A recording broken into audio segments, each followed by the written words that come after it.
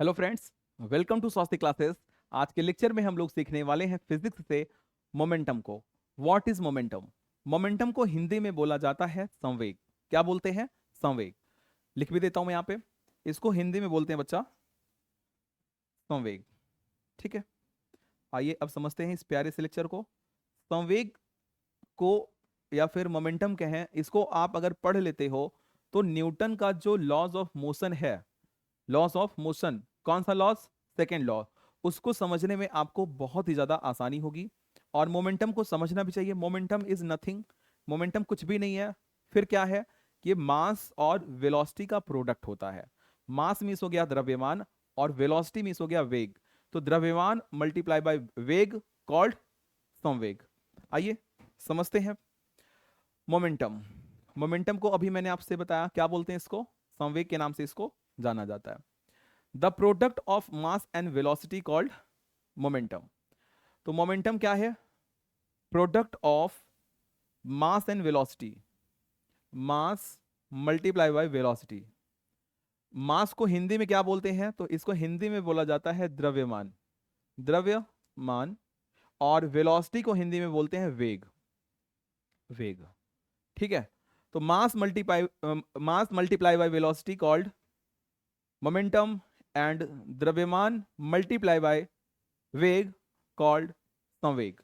ठीक है, चलिए इसको क्या बोल देंगे? संवेग बोल देंगे हिंदी में।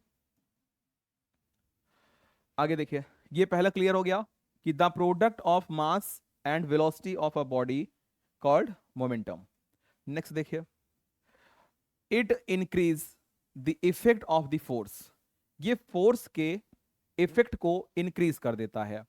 मोमेंटम क्या काम करता है? फोर्स के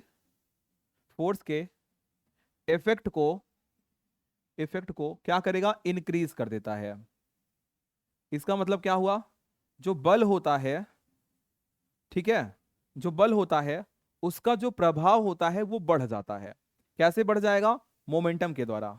कैसे बढ़ जाएगा? मोमेंटम के द्वारा। कैसे बढ़ता है? तो समझिए, जैसे हम दो ऑब्जेक्ट को लेते हैं, ठीक है। एक ऑब्जेक्ट यहां पे ले लिया मैंने, एक ऑब्जेक्ट ले लिया यहां पे, ये बड़ा सा फुटबॉल ले लिया मैंने, ठीक। चलिए, ये हो गया। और दूसरा मैं ले लेता हूं क्या? एक छोटा सा बॉल। दूसरा ले लेता हूं क्या? एक छोटा सा बॉल। ठीक है, ये हो गया बॉल, एक दूसरा छोटा सा। इसमें कलर फिल कर देता हूं मैं। चलिए, तो ये देखिए हमारे पास दो बॉल है, ठीक है। अब इस बॉल पे हम फोर्स लगाते हैं। क्या लगाया हमने? फोर्स। इस बॉल पे भी हमने फोर्स लगाया, ठीक है। और इतना फोर्स लगाया कि इन दोनों की वेलोसिटी सेम हो गई। इन दोनों की जो वेलोसिटी है वो क्या हो गई? सेम हो गई। तो जब वेलोसिटी सेम हो गई तो ये क्या होगा कि वेलोसिटी सेम मीन्स, जैसे मान लीजिए ये 3 मीटर पर सेकेंड के वेलोसिटी से चल रहा है, ये भी 3 मीटर पर सेकेंड के वेलोसिटी से चल रहा है, क्योंकि वेलोसिटी सेम है। अभी फिर मैं आपसे कह दूं कि आपको आकर के यहां पे इसे रोकना है, ठीक है। मैं कह दूं कि आप इस ऑब्जेक्ट को यहां पे आकर के रोकेंगे, ठीक है। तो आप क्या करेंगे? आपके लिए सबसे ज्यादा इजी क्या होगा? रोकना। तो आपके लिए यहां पे सबसे ज्यादा इजी हो जाएगा इस बॉल को रोकना, ठीक है। ये वाली जो बॉल है, ये काफी आसानी के साथ आप इसको रोक सकते हैं, ठीक है। इसे काफी आसानी के साथ हम रोक सकते हैं। और इसे हम, उतना आसान नहीं होगा रोकना इसको, ठीक है। अगर ये फुटबॉल है और ये कोई टेनिस बॉल है, तो टेनिस बॉल को आप आराम से रोक सकते हो, और फुटबॉल को थोड़ा सा आपको डिफिकल्टी होगा। ऐसा क्यों हो रहा है? क्योंकि हमने क्या देखा, यहां पे है फुटबॉल, यहां पे ये क्या है? फुटबॉल है।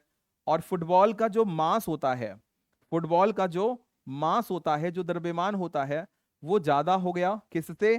टेनिस वाले बॉल से। इसका जो मास है ये कम हो गया। अगर हम दोनों को कंपेयर कर रहे हैं तो फुटबॉल का मास ज्यादा है, जबकि इस टेनिस बॉल का जो मास है वो कम है। तो मास ज्यादा होने की वजह से इसे रोकने में थोड़ी सी डिफिकल्टी हुई और इसे रोकने में आसानी हुई। यही कहने का मतलब है यहाँ पे कि it increase the effect of forces, यह फोर्स के इफेक्ट को इंक्रीज करता है। इसका मास ज्यादा हो गया और इसकी वेलोसिटी भी क्या थी, वेलोसिटी मान लीजिए बराबर थी लेकिन मास ज्यादा था, तो इसका इफेक्ट जो है वो इंक्रीज हो गया। दूसरे केस की बात करते हैं। अगर दूसरा केस लेता हूं मैं यहाँ पे, तो मैं अगर आपको एक गन दे दूं, ठीक है, मैं आपको एक गन दे दूं, ठीक है, और गन देने के बाद मैं आपसे कहूं कि आपको इस लकड़ी के बोर्ड पर, इस बोर्ड पर आपको क्या करना है, निशाना लगाना है, और जो बुलेट यहां से निकलेगी वही सेम बुलेट आपको फिर से लेना है। ठीक है, 2 बार इस बुलेट को लेना है। एक बार आपको अपने हैंड का इस्तेमाल करना है, हाथ से फेंकना है, और दूसरी पहली बार आपको गन से चलाना है। जैसे मान लीजिए मैंने आपको गन दे दिया और मैंने बोला कि एक लकड़ी का बॉक्स आपके पास है, एक क्या है, एक लकड़ी का बॉक्स आपके पास है, इस बॉक्स पे आपको निशाना लगाना है। तो आपने गन से शॉट किया और ये जो लकड़ी का बोर्ड है ये छेद होते हुए आगे निकल गया। ठीक है, ये लकड़ी का बोर्ड छेद हुआ और गोली आगे निकल गई। दूसरे केस में मैं आपसे बोलूं कि आपको मैं हाथ में वही गोली दे दूं और फिर से बोला जाए कि आप दूसरे बोर्ड पे निशाना लगाइए जिससे कि बोर्ड में छेद हो जाए और गोली आगे निकल जाए। उस केस में क्या होता है, गोली आगे निकल नहीं पाती है क्योंकि उसकी वेलोसिटी जो होती है वो काफी कम हो जाती है। अगर गन के केस में देखा जाए तो वेलोसिटी ज्यादा है, और हाथ के वाले केस में देखा जाए तो वहां पे वेलोसिटी कम है। बात समझ में आ रही है? तो जहां पे वेलोसिटी ज्यादा है और जहां पे वेलोसिटी ज्यादा है वहां पे हम क्या देख रहे हैं कि इफेक्ट ऑफ फोर्स भी इंक्रीज हो चुका है, इफेक्ट ऑफ फोर्स भी इंक्रीज हो चुका है। थर्ड देखिए, थर्ड क्या कहते हैं आपसे, all moving bodies possess momentum. सभी बॉडी जो कि मूव कर रही है उन सभी में क्या है, मोमेंटम है। सभी बॉडीज जो कि मूवमेंट में है या मूवमेंट कर रही है, मूव कर रही हैं, उन सभी में क्या है, उन सभी में मोमेंटम है। कैसे मोमेंटम है, जैसे ये मार्कर हो गया या स्टाइलस हो गया, ये स्टाइलस अपने प्लेस से कुछ इस तरीके से चल रहा है, तो इसके पास कुछ ना कुछ मास है और ये उसकी वेलोसिटी हो गई, तो इसमें मोमेंटम आ गया है। मान लीजिए मैं हूं, अभी मेरा कोई ना कोई मास है और मैं वेलोसिटी में हूं, तो मेरे में क्या आ गया है, मोमेंटम आ गया है। क्या आ गया मुझ में, मोमेंटम आ गया। ठीक है, आगे देखिए, its direction is the same as the direction of velocity. Momentum का जो डायरेक्शन होता है वही होता है जिस डायरेक्शन में वेलोसिटी है। जैसे मान लीजिए अभी ये है स्टाइलस, स्टाइलस को मैं इस डायरेक्शन में भेजूंगा आगे की तरफ, तो वही मोमेंटम का डायरेक्शन हो जाएगा। इसके पास मास है और वेलोसिटी मैंने दे दिया, मोमेंटम हो गया, आगे की तरफ जा रहा है, वेलोसिटी आगे है तो मोमेंटम का डायरेक्शन आगे की तरफ हो गया। What is velocity? Velocity is nothing but it is the rate of change of displacement. Rate of change of displacement, rate of change of displacement, displacement. ठीक है, अब देखिए वेलोसिटी इज इक्वल टू क्या हो जाता है, देखें तो velocity is equal to, velocity is equal to displacement upon time, displacement upon time, rate of change of displacement. तो डिस्प्लेसमेंट में जो चेंज हो रहा है, rate of change of displacement called velocity. ठीक है, तो इसका जो यूनिट है वो मीटर पर सेकेंड हो जाता है। अब बात करते हैं मास क्या है। मास, द्रव्यमान क्या होता है, द क्वांटिटी, ऐसी क्वांटिटी बाय विच, जिसके द्वारा the given substance is made.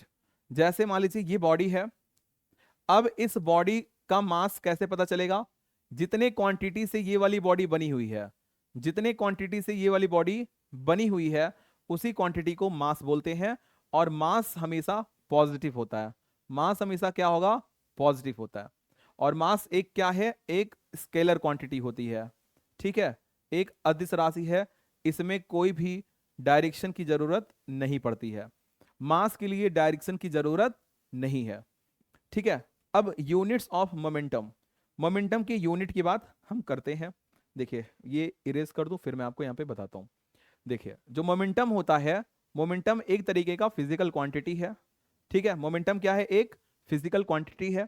Physical quantity क्या होता है, ऐसी क्वांटिटी जिसे हम मेजर कर सकें, ऐसी क्वांटिटी जिसे हम डिफाइन कर सकें, वो सभी क्या होता है, वो सभी फिजिकल क्वांटिटी कहलाता है ना।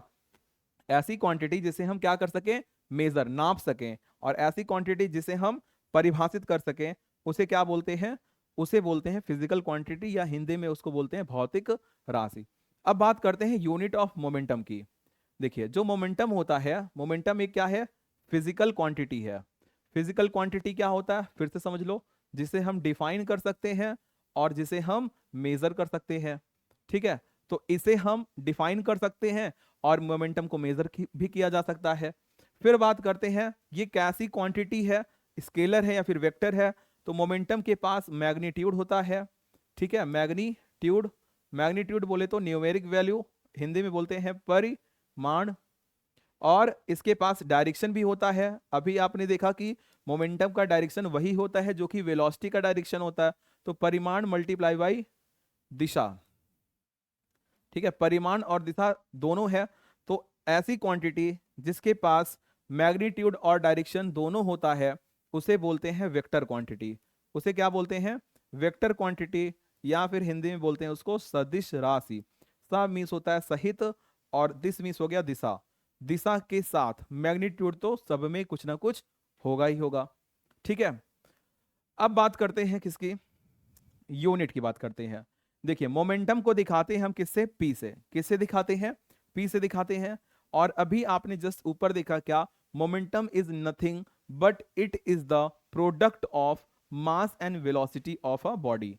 तो मास और वेलोसिटी का प्रोडक्ट होता है क्या, मोमेंटम। अब देखिए मास, मास की जो यूनिट होती है वो होती है किलोग्राम। मास की एसआई यूनिट क्या होती है, किलोग्राम। तो एसआई यूनिट की बात अगर करें तो किलोग्राम। और वेलोसिटी होता है डिस्प्लेसमेंट अपॉन टाइम। डिस्प्लेसमेंट का होता है मीटर और टाइम का होता है सेकंड। तो मीटर पर सेकंड हो गया क्या, ये हो गया वेलोसिटी का यूनिट। तो किलोग्राम मीटर पर सेकंड, ये है क्या, ये है SI unit of momentum. SI unit of momentum. CGS में भी देख लो, क्योंकि यहां पे लिखा भी गया क्या, units of momentum SI and CGS. CGS system में देखो, सीजीएस सिस्टम में क्या हो जाएगा, किलोग्राम का हो जाएगा ग्राम, और मीटर का हो जाएगा सेंटीमीटर, सेकंड चेंज नहीं होगा। तो ग्राम से ग्राम सेंटीमीटर पर सेकंड, ग्राम सेंटीमीटर पर सेकंड, ये क्या है, मोमेंटम का सीजीएस यूनिट होता है। ठीक है, अब क्या रह गया, मास हमेशा पॉजिटिव होता है। मास हमेशा कैसा होगा, पॉजिटिव होगा। मास कभी भी चेंज नहीं होगा। जैसे मान लीजिए ये मेरा, अपने बारे में बात करूं, मेरा जो कुछ भी मास है यही मास हर एक प्लेनेट पे होगा। सभी जगह पे मेरा मास सेम रहेगा। मास को हमेशा किलोग्राम में मेजर करते हैं। ठीक है, और वेट को न्यूटन में, वेट को न्यूटन में मेजर करते हैं। ठीक है, मोमेंटम का यूज हम कहां पे करेंगे, तो मोमेंटम का यूज हमको करना है सेकेंड लॉ ऑफ मोशन में। सेकेंड लॉ ऑफ मोशन में वहां पे आता है rate of change of momentum. Rate of change of momentum F is equal to M into A. जब आप लोग उसको डेरिवेशन करेंगे किसका, F is equal to M into A का, तब वहां पे आपको rate of change of momentum का यूज करना पड़ेगा। ठीक है, तो ये है मोमेंटम के बारे में कुछ इंपॉर्टेंट जानकारी। आइए कुछ क्वेश्चंस को सॉल्व करते हैं। देखिए क्वेश्चन देखिए इस पे बेस, अगर किसी भी बॉडी का जो मास है वो दिया गया है 20 kg, मास कितना गिवन है 20 kg है, और उसकी जो वेलोसिटी है वो 10 मीटर पर सेकंड है, तो आपको मोमेंटम निकालना है। मोमेंटम इज इक्वल टू होता है m इंटू वी। मास कितना गिवन है, तो 20 kg, और वेलोसिटी कितना गिवन है, तो ये है 10 मीटर पर सेकंड। 10 मीटर पर सेकंड, हमेशा याद रखना फिजिक्स में मीटर पर सेकंड इस तरीके से नहीं लिखना है ना, आपको हमेशा इस फॉर्मेट का इस्तेमाल करना है। ठीक है, जैसे मीटर पर सेकंड स्क्वायर हो गया तो यहाँ पे इस तरीके से, ठीक, आपको इस तरीके से लिखना है। ठीक है, m/s ऐसे नहीं करेंगे। अब मल्टीप्लाई कर दो, 20 10 जा 200, कितना आ गया 200 किलोग्राम मीटर पर सेकंड। ये मोमेंटम का क्या हो गया, मैग्नीट्यूड आ गया। मोमेंटम का मैग्नीट्यूड यहाँ पे आ गया है। मास गिवन है 20, वेलोसिटी गिवन है 10, तो 20 मल्टीप्लाई बाई 10, 200 किलोग्राम मीटर पर सेकंड। सेकंड क्वेश्चन क्या है, second question is mass given है 15 kg, वेलोसिटी गिवन है 5 मीटर पर सेकंड, मोमेंटम। तो P is equal to M into V करना है। इसका जो भी आंसर आएगा आप सभी को करना है कमेंट। कमेंट करके इसका आंसर आप दीजिए, और वीडियो कैसा लगा है, क्या आपको सभी पॉइंट क्लियर हुआ कि नहीं क्लियर हुआ, इसे आप कमेंट करके जरूर बताइएगा। नेक्स्ट हम लोगों का जो टॉपिक होगा वो होगा न्यूटन्स लॉ ऑफ मोशन के लिए। ठीक है, बहुत बहुत धन्यवाद, अपना ख्याल रखिए। ठीक है, लोगों का सम्मान करिए। ठीक है, फिर मिलते हैं, बाय।